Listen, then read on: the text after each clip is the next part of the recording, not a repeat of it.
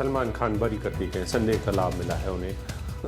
कि केस की तलवार जो लटक रही थी लगातार, अब वो खत्म हो गई। आर्म्स एक्ट का केस खत्म हुआ। चिंकारा का केस, चिंकारा के अवैध शिकार का मामला चल रहा है, उसमें अभी भी मामले में सुनवाई पूरी होकर फैसला होना है। लेकिन एक बड़ी बात है कि इस बरी होने का असर उस केस पर भी पड़ेगा, और जाहिर सी बात है कि जो सलमान खान के वकील हैं वो इस बात को अदालत में पुरजोर तरीके से रखेंगे कि आर्म्स तो थे ही नहीं सलमान खान के पास, फिर केस कैसे चलेगा। तो इसके बाद लगातार फ़ायदे मिल सकते हैं सलमान खान को। ये कयास का दौर है, लेकिन अभी फ़िलहाल तथ्य तो यही है कि सलमान खान बरी हो गए हैं।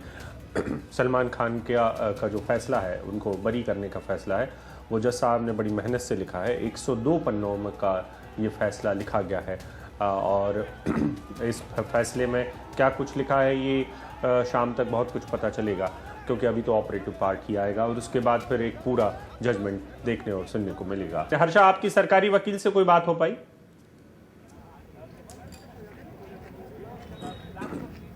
बिल्कुल, हमने जो पता किया है यहाँ से, उन्होंने जो पूरा जो ये मामला देखा है, फिलहाल उनके दायित्व में नहीं है ये कहना कि वो अपील में जाएंगे या नहीं जाएंगे, लेकिन वो जो पूरा जजमेंट है उसको स्टडी करके और उसके बाद में ये राजस्थान सरकार का डिसीजन होगा कि वो अपील में जाए या नहीं जाए। क्योंकि आपने देखा था कि जब हाईकोर्ट से भी एक्विटल हुआ था चिंकारा केस में, उसके बाद में जब हरीश दुलानी जो उनके ड्राइवर थे, जो बहुत अहम गवाह थे, जो मीडिया के सामने खासकर एनडीटीवी के सामने आए थे और उन्होंने कहा था कि उनकी वहां पर कोर्ट में जिरह नहीं हो पाई थी, तो उसके बाद में उसके स्टेटमेंट को बेसिस बनाते हुए भी जो राजस्थान सरकार है, सुप्रीम कोर्ट में उन्होंने एसएलपी दायर करी थी, और वो एसएलपी में इनफैक्ट सलमान को नोटिस भी मिल चुका है इस सारे मामले में और एक्सेप्ट भी हो चुका है।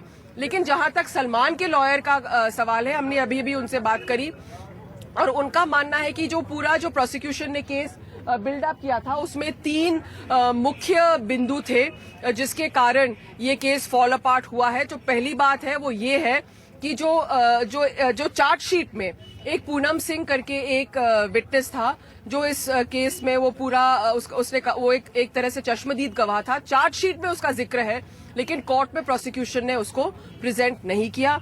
दूसरी बात ये भी है कि सलमान के लॉयर्स की दलील है कि .22 राइफल जो है सलमान का, वो उस टाइम जोधपुर में था ही नहीं। इनफैक्ट जो .22 राइफल है, वो सलमान का जो राइफल है वो बॉम्बे में था। तो एक्चुअली जब ये पूरा इंसिडेंट क्राइम ऑफ जो इंसिडेंट यहाँ पर हुआ है, अलेजेड क्राइम जो यहाँ हुआ है, उस time weapon of crime Jodhpur में नहीं था। और थर्ड जो है, कंक्लूसिवली पोस्टमार्टम में वो प्रूव नहीं कर पाए हैं कि किस तरह से डेथ हुई है, क्योंकि फर्स्ट जो रिपोर्ट थी उसमें डॉक्टर ने कहा है कि कुत्ते के नोचने से हुई है डेथ, और सेकंड में जो मेडिकल बोर्ड गठित करी गई थी तो उसमें गन शॉट वुंड की बात आई है। तो इसमें लगता है कि बेनिफिट ऑफ डाउट इसलिए सलमान को मिल गया है। जी हर्षा, आपसे ये भी जानना चाहेंगे क्योंकि वहां पर उनके परिवार के लोग भी मौजूद थे, उनकी 2 बहनें भी वहां पर मौजूद थी, लेकिन मीडिया से कोई इस वक्त बात करता नजर नहीं आया। वहां पर जो उनके वकील हैं वो क्या कह रहे थे? क्या उन्हें इसका भरोसा था कि आज शायद उनके पक्ष में जाए, क्योंकि क्या केस शुरुआत से ही कमजोर नजर आ रहा था?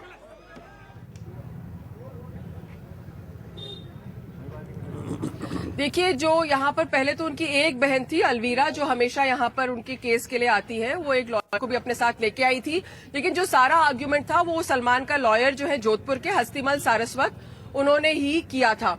और जिस तरह से आप पूछ रहे हैं कि क्या ये केस शुरू से ही वीक था, देखिए 18 साल लग गए हैं इस केस में, और अगर आपको किसी केस में को तैयार करने में, आर्ग्यू करने में और फाइनल कंक्लूजन तक लाने में 18-20 साल लगते हैं, तो अपने आप में उससे एक इफेक्ट जरूर आता है केस में। क्योंकि जैसे हम देख रहे हैं कि उनका ही लॉयर कह रहा है कि अहम गवाह है, चार्जशीट में कह रहे हैं कि गवाह है, चश्मदीद गवाह है, और फिर वो कोर्ट में नहीं आता है, प्रोसिक्यूशन ही नहीं ला पाता है। तो कभी कभी प्रोसिक्यूशन को भी अपने सारे सबूत जुटा के रखना, एकत्रित करके रखना, और फिर उसको एक सुनियोजित तरीके से, वाटर टाइट तरीके से उसको कोर्ट में लाना, वो बहुत बड़ा चैलेंज होता है।